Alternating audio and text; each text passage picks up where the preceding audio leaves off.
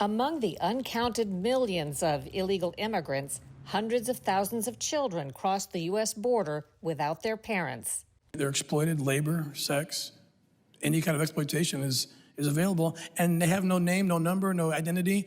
They are the perfect victim. A government program funded by your tax dollars is supposed to keep track of them and find safe sponsors, but a shocking report shows many simply disappear.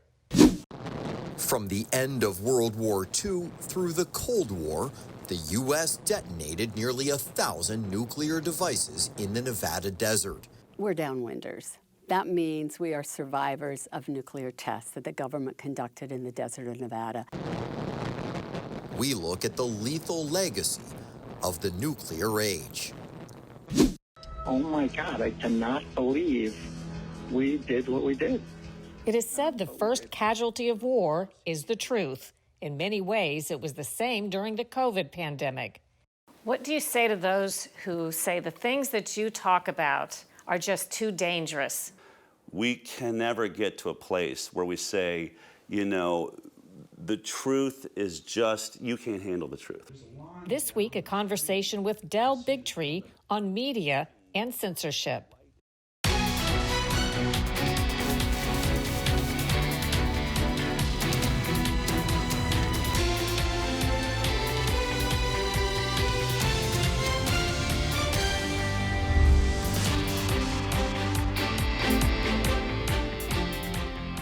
Welcome to Full Measure. I'm Sharyl Attkisson. Donald Trump was elected in part on the promise of ending the border crisis that's brought in a record number of illegal immigrants, including huge numbers of children. In August, the Inspector General seemed to confirm the worst, issuing an urgent report saying the government has lost track of more than 32,000 of these children over the last 5 years. Some have been trafficked into the hands of criminals and gangs. Today, we hear from a whistleblower who says the government has been sending vulnerable kids to live with sponsors vetted through little more than an honor system. The implication of what you're reporting is that the federal government is using taxpayer money to facilitate the end of the trip for the human traffickers. Yeah, I mean, it's nothing less than taxpayer-funded child slavery, nothing less. Deborah White is a federal whistleblower.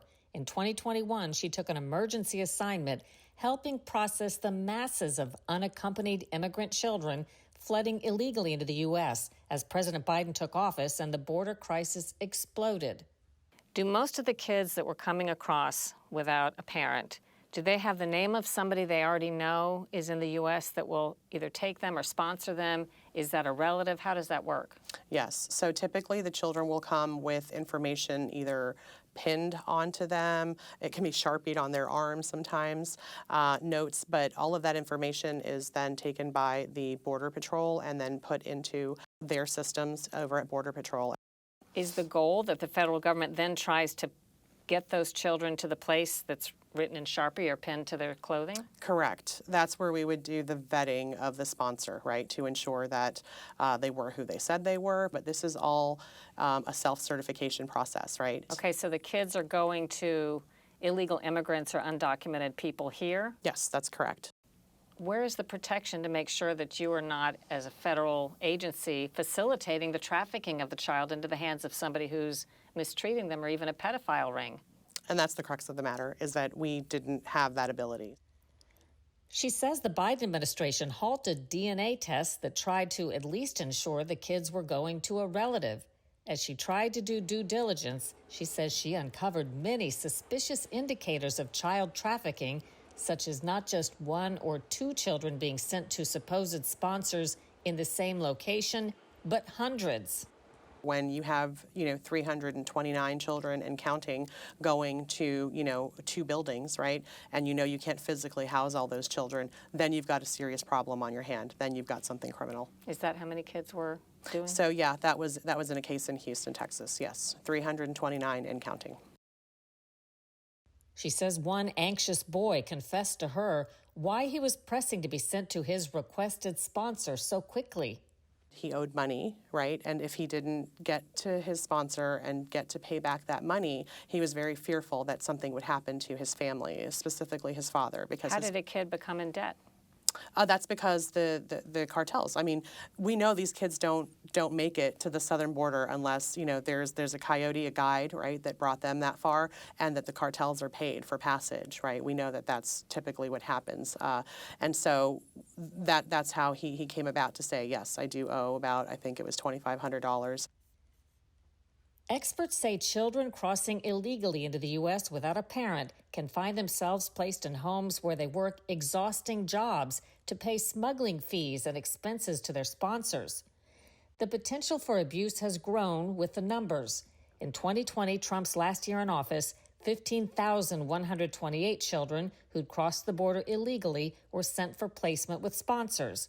In 2023, that number ballooned 8 times to 117,789. The total over 5 years, more than 448,000 children. We went to Michigan to speak with high school teacher Richard Anksman. He says he and his colleagues began noticing more immigrant students coming to school overtired and unfocused. So a couple of students had talked about us that, you know, they had to come from school, go home, take care of family for a little bit, and then get to the plant. Working from 6 at night, packing from Cheerios to any other food things at the Hartside plant. And it was a intermediate that would hire them in there and then would promise to send money back to their homes. What age are these kids? These kids range from 14 all the way up to 19 or 20. So Is it legal for a 14-year-old to work? Not that many hours. In fact, a New York Times investigation focused in part on the Grand Rapids area. It exposed children working on overnight shifts and dangerous factory jobs that can violate child labor laws. Do you feel like there's an organized network that finds these kids and knows that they're in that situation? Yeah, we think there was at that time. Did you get the sense any of them were being forced to work? Some, after we reflected back after the story, we could kind of tell that some of them, yeah, probably were being forced, especially the younger sibling of one of the kids in the story. We were stunned that she was 12 years old and she was still working these hours, you know, living in a place that we couldn't account for. In July, Senator Chuck Grassley released internal records showing the government knowingly sent some children to a gang-affiliated sponsor and household with connections to the violent MS-13 gang. Then in August, a stunning urgent report from the Inspector General. It said the government was not able to account for more than 32,000 children who'd entered the U.S. illegally over the last 5 years. Thank you, Mr. Chairman. Thank you. At a hearing last year, Tim Ballard also sounded the alarm. He's a former federal special agent on a task force on internet crimes against children. A child can be sold up to 20 times a day, 6 days a week, for 10 years or even longer, depending when the abuse began. Would you agree that this is probably one of the worst human trafficking events of your lifetime? Right now? Absolutely. But they don't have a home. Maybe they have a sponsor, but guess what happens to them? Well, they're exploited, labor, sex, any kind of exploitation is available, and they have no name, no number, no identity. They are the perfect victim of any kind of exploitation within this country because no one even knows they exist. White says she and a colleague were discouraged when they tried to get to the bottom of what was happening in 2021. And when I did call a shelter to find out the status of a child, I was reprimanded. She told me, it's nice that you care about the kids, but it is not your responsibility. Once they leave here, they are gone, and you are not to call inquiring about them at other shelters. How do you explain that? Why the federal government and officials wouldn't care about the ultimate outcome if these children are being trafficked? Well, ultimately, if you want my opinion, it's because what bureaucrats care about is keeping their program running. Because this is a program that is funded by billions of congressionally appropriated dollars.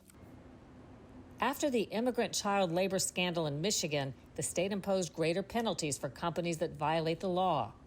Last year, 10 Republicans in Congress proposed a bill requiring stricter and more extensive background checks of sponsors and every adult in the house. Also, periodic visits and no children placed with other illegal immigrants unless it's a relative or legal guardian. But there's been no action. We're the United States of America. We have to do better than this. This is absurd, and it's a stain on our nation. It is literally taxpayer-funded slavery, and it has to stop. The companies accused in the Michigan scandal promised investigations. The Labor Department opened investigations too. Coming up next, fallout from America's nuclear weapons testing.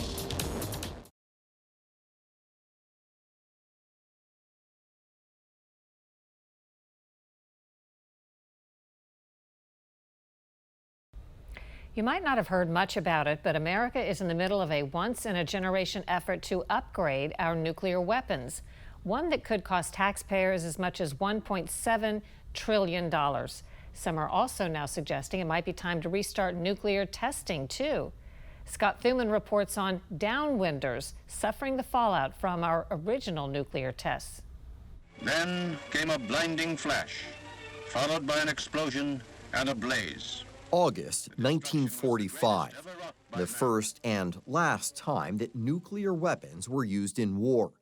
The Japanese cities of Hiroshima and Nagasaki largely destroyed, each by a single American nuclear bomb.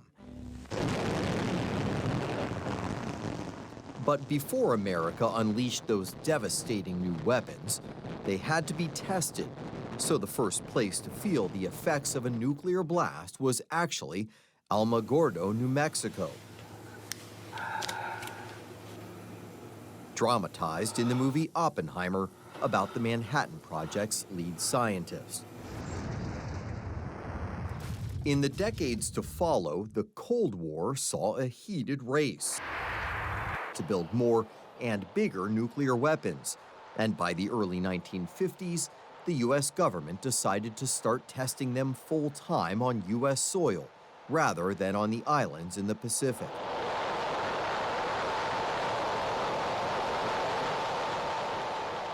My husband was born and raised in Alamogordo, New Mexico, just 63 miles from where they detonated the first atomic bomb. Laura Greenwood's husband, John, died of cancer in 2012. She's one of many Americans who say nuclear tests have had devastating consequences. They packed that bomb with 13 pounds of plutonium that has a half-life of 24,000 years. We met Laura and her friend Mary Dixon earlier this year when they came to Washington asking lawmakers for help. Dixon is from Salt Lake City, Utah. We're downwinders. That means we are survivors of nuclear tests that the government conducted in the desert of Nevada. They blew up 928 nuclear bombs there. The neighborhood I grew up in, I counted 54 people who had cancer, autoimmune diseases, other radiation-related illnesses. I had thyroid cancer in my 20s. I've watched so many family members and friends become ill. In the 1950s and 60s, the government never told residents to move. They said the tests were necessary and safe. But a recent study by Princeton University showed radioactive fallout from 94 of the above-ground Nevada test sites reached 46 states. What kind of warnings, if at all, were your families given? We weren't given warnings. You know what we got? We got a little booklet that told us, some of you may say Geiger counters are going crazy these days. Don't let it bother you. We didn't get warnings. No. In the early 1980s, more than 1,100 plaintiffs sued the U.S. government for negligence and won. But the government appealed, and that judgment was reversed. A series of congressional investigations in the 1970s and 80s concluded the U.S. government knew of the risks, but failed to warn residents living downwind. In 1990, the Radiation Exposure Compensation Act was passed, providing small amounts of compensation to a very limited group of people. What does compensation look like? Right now, $50,000, which does not even cover one chemo treatment. And they might say, it costs too much, but you know who can't afford it? We can't afford it. We cannot afford it. And our government has spent trillions of dollars, literally, since the Manhattan Project on nuclear weapons. They plan to spend $1.5 trillion more. and yet they say that that sliver of an amount we're asking for is not right.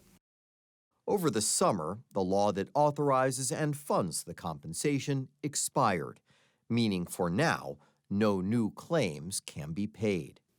Do you have any confidence, any faith that in the end, someone will do what you see as right? I don't know whether they will. They haven't so far. Do you feel a sense of urgency? Definitely. Absolutely. Definitely. The clock's not only ticking on getting something through, it's ticking on our lives. Is it hard for you to talk about this without getting a little emotional? Yes. Oh, yeah. Oh, yeah. It's amazing how many times we will tell this and how many times we end up crying. Sometimes you steel yourself, but it's hard. It's hard when you've got people that you are watching still suffer. You know, when you've promised people, I'll make sure I carry this story forward. Because our country tends to have a very short attention span, and they'll forget about it.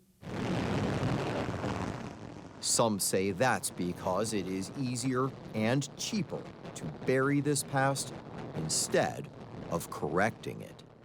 Do you think that it's easier for the government to sit back a bit on this because it's generational? They're waiting for everybody to die. Yeah, I heard that over and over in meetings I was in. These people would look and say they're just waiting for all of us to die. And, you know, while we wait, while there are delays, more people keep dying. And we're going to get to a point where no one's left. No one's left. For Full Measure, I'm Scott Thuman in Washington. Ahead on Full Measure, how the government censored journalists at the height of the COVID pandemic.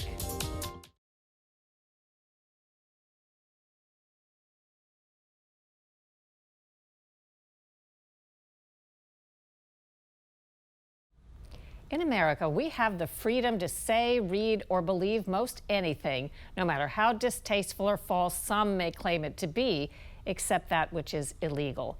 But in recent times, the heavy hand of censorship has become a sledgehammer. Today, we speak about COVID censorship with Del Bigtree. He heads up the nonprofit consumer group Informed Consent Action Network. My background is I was a CBS producer on the medical talk show The Doctors. Barbara Lowe Fisher is here from the National Vaccine Information Center. So I won an Emmy Award celebrating the best that science and medicine has to offer. Then he says in 2015, he stumbled on an untouchable story. A senior scientist inside CDC, the Centers for Disease Control, said the premier government health agency was committing scientific fraud on studies about vaccines and links to autism. Bigtree made a documentary about what he learned, Vaxxed. Oh my God, I cannot believe we did what we did, but we did. The film faced intense lobbying from interests claiming it was untrue and dangerous, and got it canceled from film festivals. Bigtree, the Emmy Award-winning science producer, instantly became controversial. I mean, we were censored from the beginning. First thing we were going to do is we were going to premiere at the Tribeca Film Festival.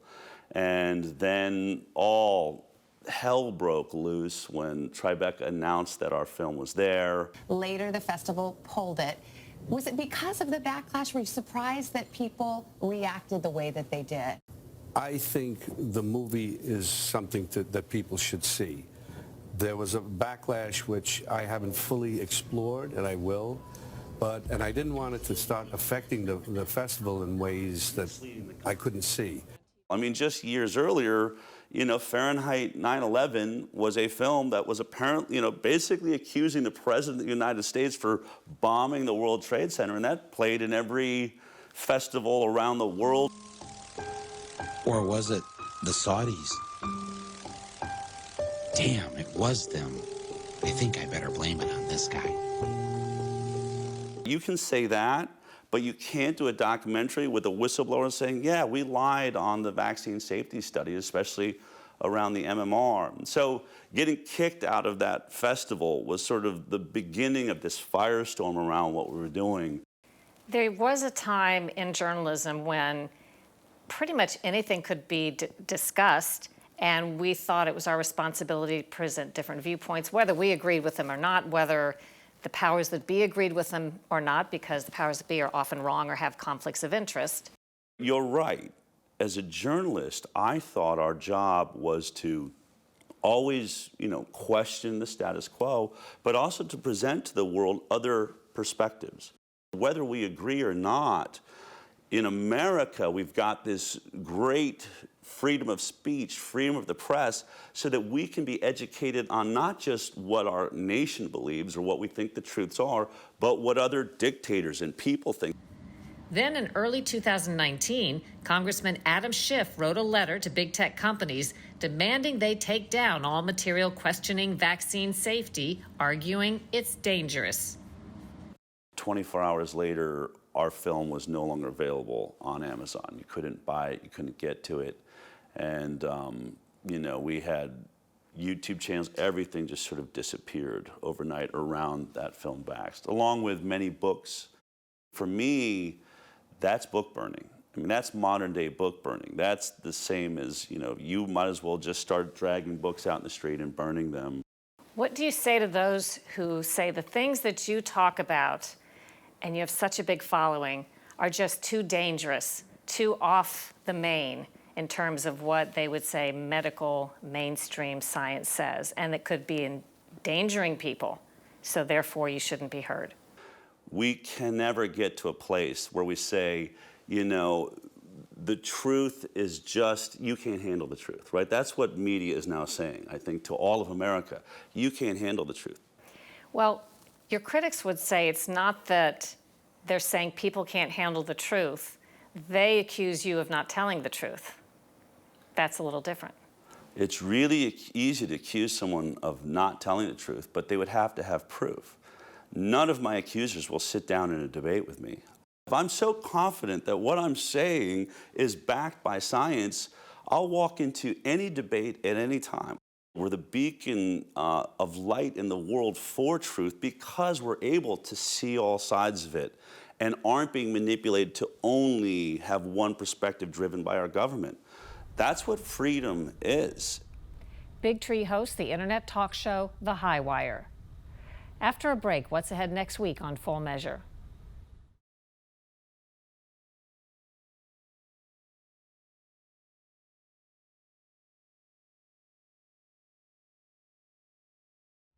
Coming up next week on Full Measure, the growing battle over food and choice. Over the last 5 years, either the state or the federal government has at various times raided his farm, searched it, seized food related to it, tried to destroy food related to it that they found, and often tried to shut him down. The food police and our health next week on Full Measure. Don't forget to check out my new bestseller, Follow the Science, How Big Pharma Misleads, Obscures, and Prevails. Until next time, we'll be searching for more stories that hold powers accountable. Thanks for watching. I'm Sharyl Attkisson.